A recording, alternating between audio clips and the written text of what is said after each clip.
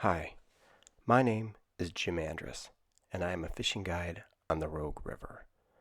This is the view from my office and a peek into what I love to do and why. You already know the Rogue, flowing 215 miles from source to sea, one of 8 rivers nationwide originally designated wild and scenic, and home to the king of Pacific salmon, the Chinook. Tributary streams such as Bear Creek play a critical role in maintaining a healthy Rogue River by boosting cool water flow and enhancing the aquatic food chain while providing spawning gravel and rearing habitat for native wild fish. Speaking of native wild fish, well, that's why I'm here, to share the story of Upper Rogue River steelhead and their connection to Bear Creek and its tributaries. I set out today to introduce wild steelhead, or seagoing rainbow trout, in a way that makes you truly love them. By love, I mean that simply the thought of them makes you happy, and that the miracle of their migration from jump across creeks to the world's largest ocean and back inspires you, strengthens you, fills you with awe, and that this fish becomes something that you can let go, but will never let slip away. Yeah, that kind of love, because wild steelhead need it.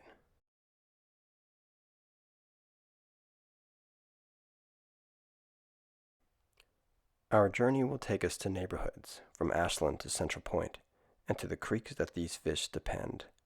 For most of us, a short walk will take us there. We'll look beneath the surface and into another world. Perhaps for the first time then, we'll see both of them for how remarkable they truly are.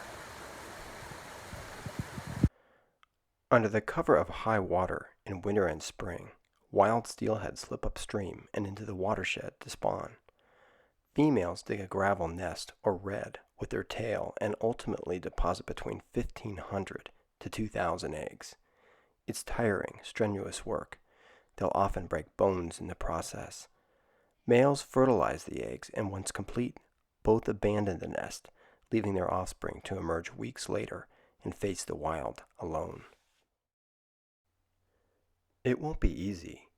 Over the next 2 years, juveniles will follow their instincts in search of cold water, food, comfort within currents, and safety from predators. They'll move upstream and downstream within the Bear Creek watershed, even into the Rogue River itself, until spring light conditions, water temperature, and flow spark transformation and migration. To prepare for life in the ocean, juvenile steelhead undergo physiological changes, a metamorphosis of sorts, through a process known as smoltification. In addition to becoming more streamlined, steelhead smolt change color to provide camouflage in a marine environment. To understand the importance of this stage, imagine life here as an 8-inch fish, and life here as an 8-inch fish. It's an incredibly dangerous journey where the combined effect of transitioning to life in saltwater and predation from marine mammals and seabirds can result in the mortality of nearly half of the ocean-bound juvenile steelhead. Steelhead smolt begin their journey downstream in March or April and will navigate 127 river miles from the confluence of Bear Creek and the Rogue River to the Pacific Ocean. Meet Lightning. My daughter Brecken named her. She likes to name steelhead we catch on the Rogue like Wild, Spotty, and On Fire. It felt right in this case too, and so we'll follow Lightning and begin most likely, as her parents did, migrating out of Bear Creek in search of better water conditions and more abundant food. After spending just 2 to 4 months in the ocean, Lightning returns to the Rogue and will live through the winter up to 100 miles upstream, climbing 1,000 feet of elevation along the way. By spring, she's on the move again, downstream, ultimately swims under the bridge in Gold Beach, and disappears. For about another year, Lightning will grow and strengthen in the vast Pacific until the creeks call her home.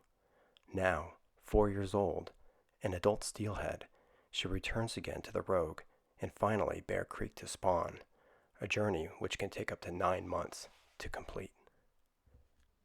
Her offspring will ultimately choose whether to migrate to the Pacific or live a life entirely in fresh water, an evolutionary advantage that will provide flexibility in an ever-changing environment.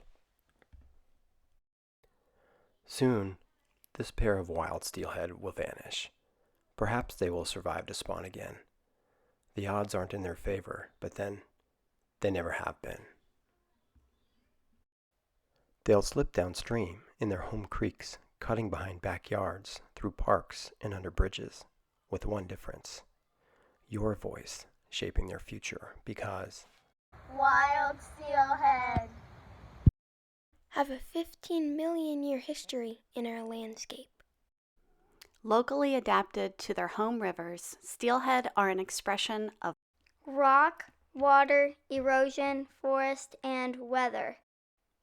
they are the primary indicator of the health of our Northwest environment.